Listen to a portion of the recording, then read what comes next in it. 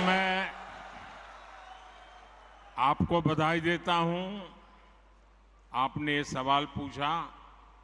इस सवाल से मैं पूरा विश्वास से कह सकता हूं कि आप जमीन से जुड़ी हुई कार्यकर्ता हैं, लोगों के बीच रह करके लोगों के सुख दुख को जानने वाली बहन है आप, और इसलिए मैं पहले तो आपको बधाई देता हूं। देखिए, मुझे लगता है, यानी देखिए, हमें थोड़ा अध्ययन करना चाहिए। मुझे लगता है कि जो भी 3 तलाक के पक्ष में बातें करते हैं, 3 तलाक की वकालत करते हैं, ये वोट बैंक भूखे लोग मुस्लिम बेटियों के साथ बहुत बड़ा अन्याय कर रहे हैं।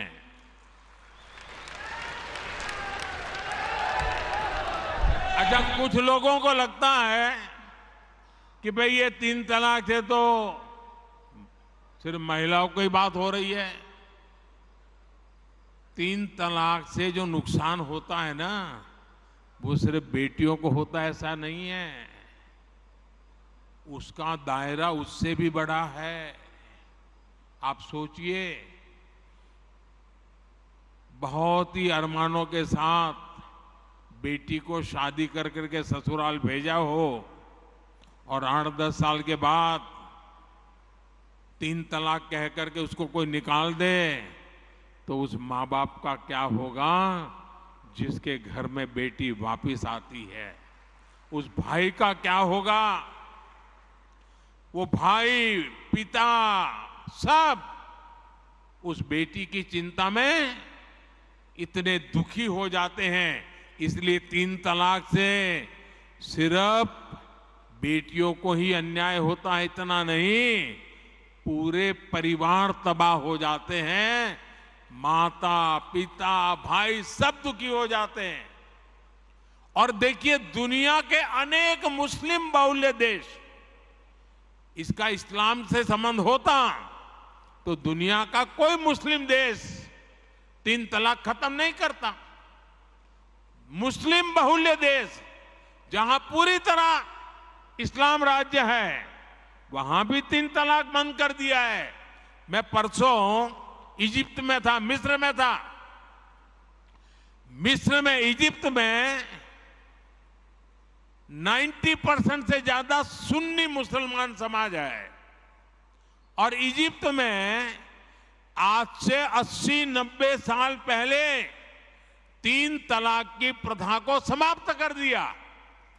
हमसे 90 साल पहले।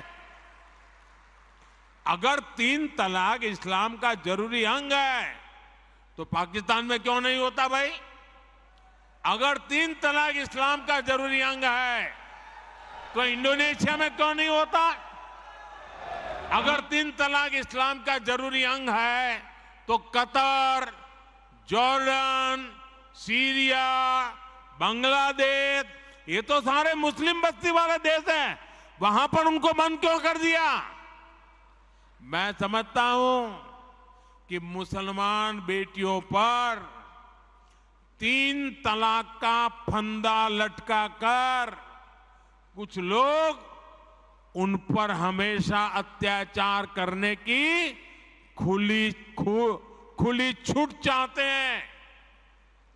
यही लोग 3 तलाक का समर्थन भी करते हैं, और मैं जानता हूं कि इसलिए ही मेरी मुस्लिम बहनें, बेटियां, मैं जब भी जहां जाता हूं वो भाजपा के साथ खड़ी रहती है, मोदी के साथ खड़ी रहती है।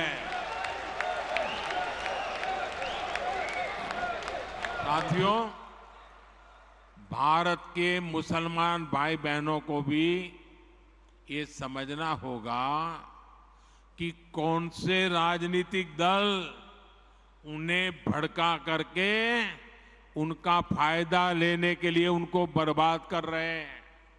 आजकल हम देख रहे हैं कि यूनिफॉर्म सिविल कोड के नाम पर ऐसे लोगों को भड़काने का काम हो रहा है।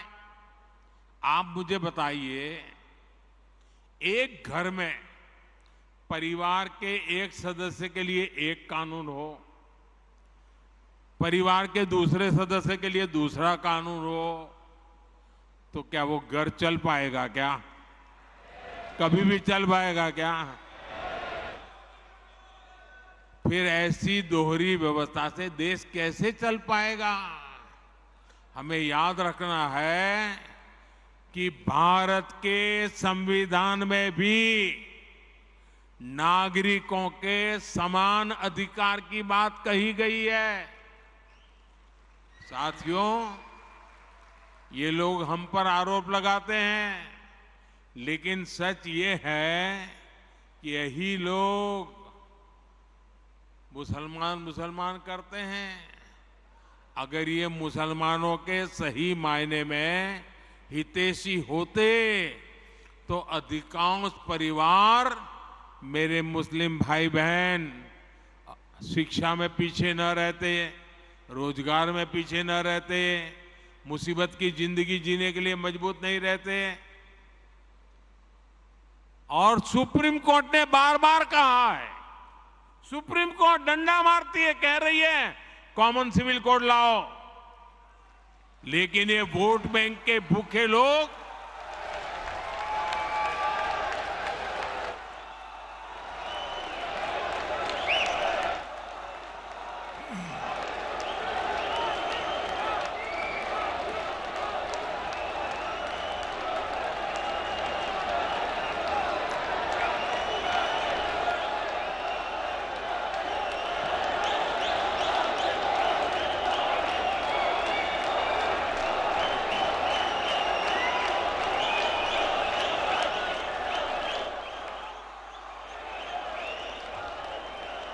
अच्छा, मैं आपको एक और बात बताना चाहता हूं।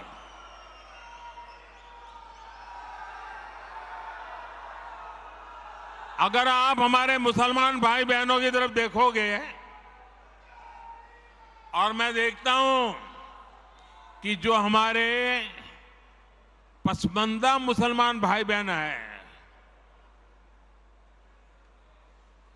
ये वोट बैंक की राजनीति करने वालों ने हमारे जो पसमानदा मुसलमान भाई बहन हैं, उनका तो जीना भी मुश्किल करके रखा हुआ है।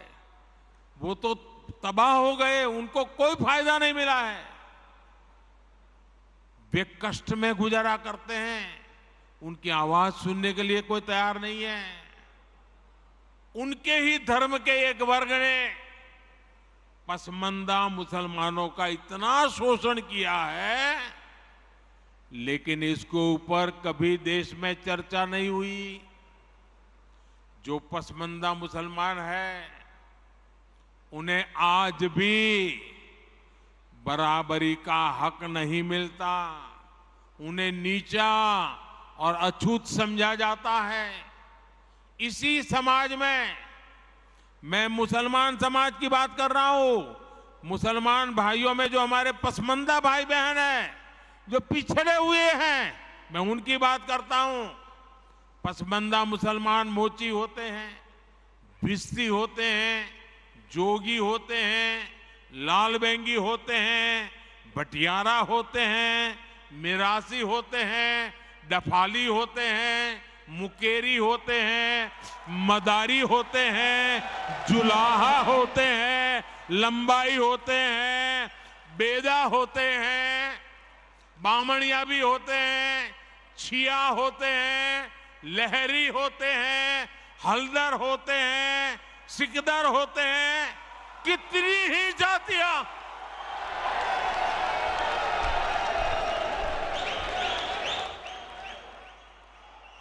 ये सब इतने पिछड़े रहे हैं, इनके साथ इतना भेदभाव हुआ है। भाइयों बहनों, इस भेदभाव का नुकसान उनकी कई पीढ़ियों को भुगतना पड़ा, लेकिन भाजपा देश के हर नागरिक के लिए सबका साथ, सबका विकास की भावना से काम कर रही है। आयुष्मान भारत योजना ने उन्हें भी स्वास्थ्य सुविधा का हक दिया है। पीएम आवास योजना के तहत उन्हें भी अपना पक्का घर मिल रहा है। बीजेपी के कार्यकर्ता जब इन तथ्यों और तर्कों के साथ मुसलमान भाई बहनों के पास जाएंगे तो उन्हें ज्यादा बेहतर तरीके से समझाएंगे और उनका भ्रम भी दूर होगा। और इसलिए आपने जो सवाल मुझे बहन जी पूछा है, बड़े विश्वास के साथ जाइए और उनके सुख दुख दूर करने में, उनकी कठिनाइयों को दूर करने में एक कार्यकर्ता के नाते समानता का भाव से आप प्रयास कीजिए। जरूर वो आपकी बात मानेंगे, समझेंगे भी।